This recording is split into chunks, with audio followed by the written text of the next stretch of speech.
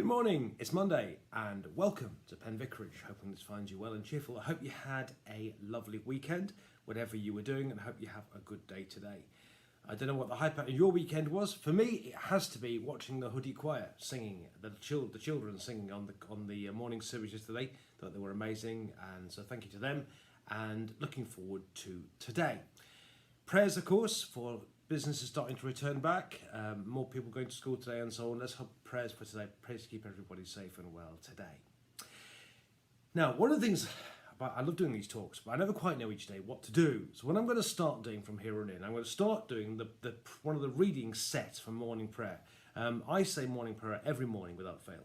So what I'm going to do is I'm going to try and pick one of the readings from morning prayer each day and do one of those. Having said that, here's an offer for you.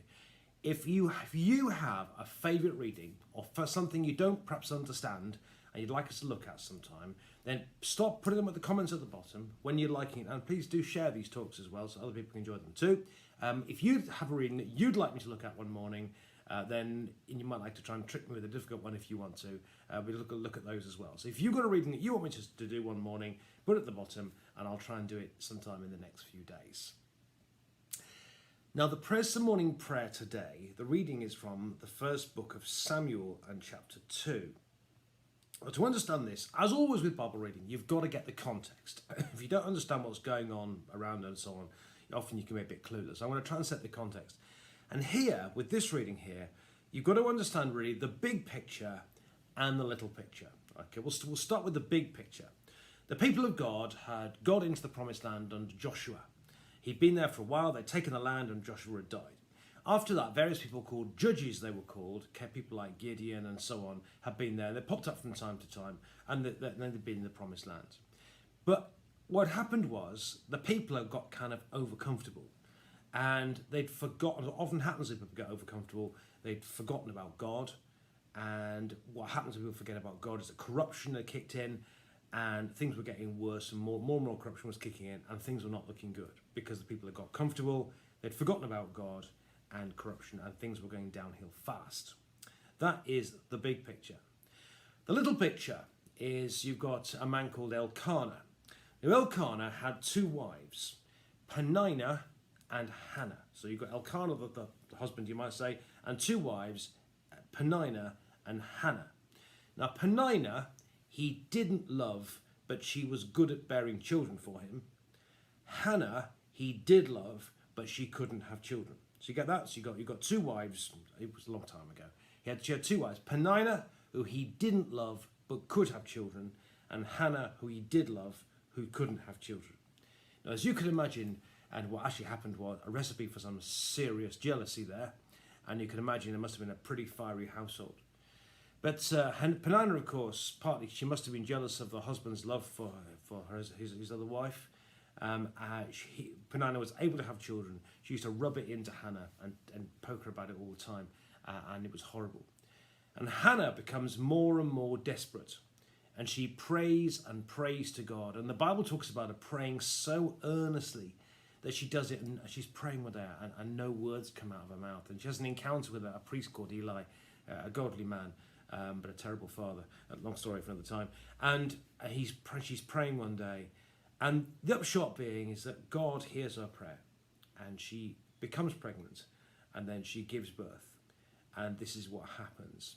And this is, bear in mind, she's years of desperation, begging for children, and she has this child who becomes Samuel. And this is what Hannah says. Hannah prayed and said, "My heart exalts in the Lord. My strength is exalted in my God. My mouth derides my enemies because I rejoice in my victory. There is no holy one like the Lord, no one besides you. There is no God like our God. Talk no more so very proudly. Let not arrogance come from your mouth. For the Lord is a God of knowledge, and by him actions are weighed. The bows of the mighty are broken, but the feeble gird on strength. Those who were full have hired themselves out for bread, but those who are hungry are fat with spoil. The barren has borne 7, but she who has many children is forlorn. The Lord kills and brings to life. He brings down to Sheol and raises up. The Lord makes poor and makes rich. He brings low, he also exalts. He raises up the poor from the dust. He lifts up the needy from the ash heap to make them sit with princes and inherit a seat of honour. For the pillars of the earth are the Lord's, and on them has he set the world. He will guard the feet of his faithful ones, but the wicked shall be cut off in darkness. And this is the word of the Lord. Thanks be to God. So, as I say, Hannah becomes pregnant, and God answers her prayer. And then she comes up with this phenomenal, it's a lovely, lovely prayer of praise. She praises God.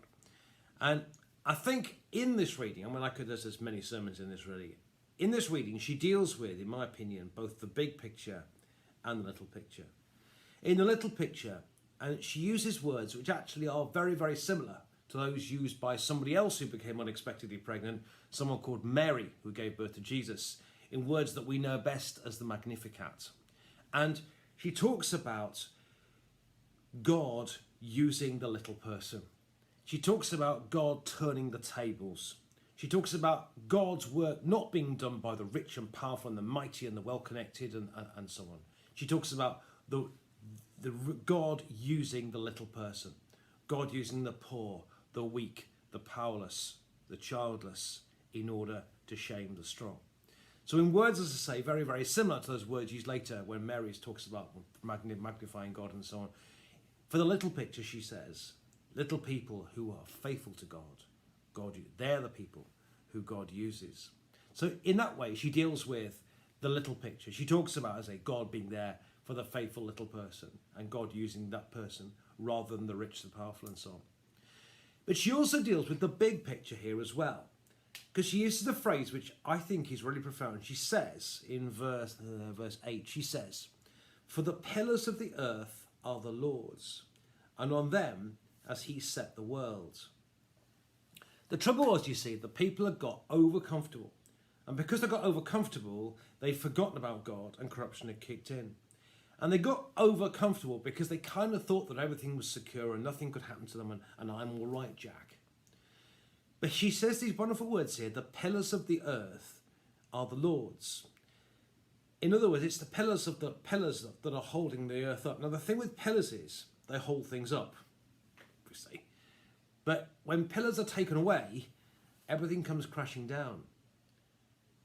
And she reminds us here that the earth is set on pillars and the pillars are the Lord. And the Lord is holding everything up. That God did not just make the world, God also is the one holding the earth up. And actually, if we forget about God and those pillars get taken away, there will be trouble ahead, and that's what happens. And we need to remind ourselves actually here that the pillars of the earth belong to God, and God knows what he's doing, and God's got it. But God's the one that's holding everything up. And therefore, my friends, we must make sure that in our lives, and as much as we can the life of our country and so on, we need to make sure that God is kept in the centre of things. We need to be reminded, as Hannah reminds us so beautifully in this prayer this morning, that the pillars of the earth, he who's holding everything up, is the Lord's. Take the pillars away and there will be trouble. We need to remember that the pillars of the earth are the Lord's. Have a lovely day. In this reading we see God deals with the big picture and the little picture, and may you know him very close to you today. And as I said earlier, if you have a reading you'd like us to do these morning talks, put them at the bottom and I'll